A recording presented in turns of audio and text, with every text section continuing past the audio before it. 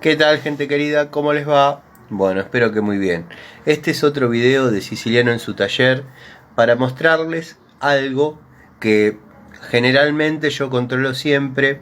Estoy hablando de las llaves de corte doble que no son térmicas, que no son termomagnéticas, simplemente es una llave de corte doble. Obviamente ya obsoletas para tableros domiciliarios, para lo que es entrada de tensión eléctrica, pero se sigue usando mucho en lo que es motores eléctricos, máquinas de cortar pasto y todo ese tipo de cosas. Les voy a mostrar porque si lo cambia una persona que no tiene en cuenta estos detalles o por ahí no conoce de electricidad, pueden pasar accidentes y se los voy a mostrar. Quiero que sepan que esto es un caso real, es un producto nuevo, como ha pasado en tantas otras veces. Es de una calidad que, bueno, los muchachos ya sabrán que se tienen que poner las pilas porque pueden pasar accidentes. Vamos a ver la llave. Bueno, gente, acá tenemos el artículo eléctrico en cuestión. Le voy a sacar la tapa, ya le aflojé los tornillos para no perder tiempo y que no vean cómo se usa el destornillador. Vamos a sacar y vamos a destapar. Quiero aclarar que este es un producto nuevo, no se usó nunca. Vamos a ver si hacemos un poquito más de foco. Así se ve claramente el problema. Bueno, ahí tendríamos en la posición apagada la llave.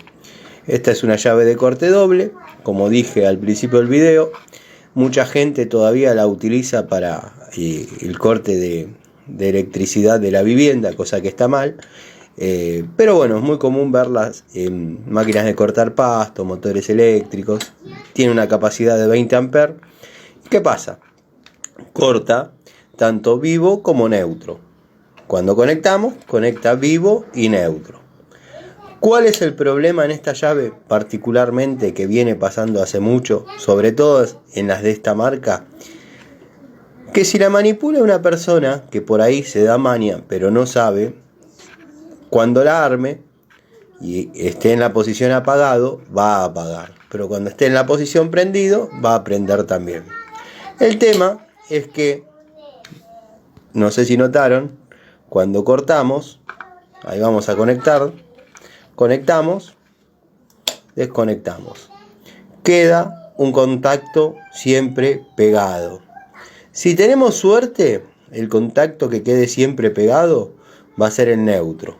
Y el que va a quedar abierto va a ser el vivo. Entonces no vamos a tener tensión en el circuito. Ahora, si esto fuese al revés, más allá de que notemos que esto prende y apaga, es peligrosísimo. Es peligrosísimo porque nos confiamos de que cortamos la luz y la fase puede seguir pasando.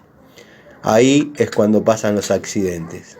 La gente de esta marca tendría que tomar cartas en el asunto en estas cuestiones. Si bien han mejorado, pero todavía siguen pasando este tipo de cosas con estos productos. Un contacto en una llave de corte doble no despega.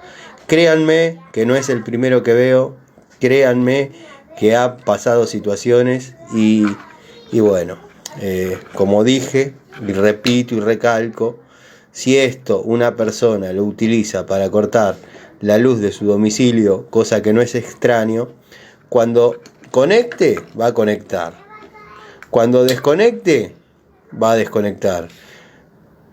Pero ¿qué pasa? Está cortando solamente una fase. Si tenemos suerte, vuelvo a repetir, este es el neutro y este es el vivo. Ahora, si por alguna razón el vivo es este,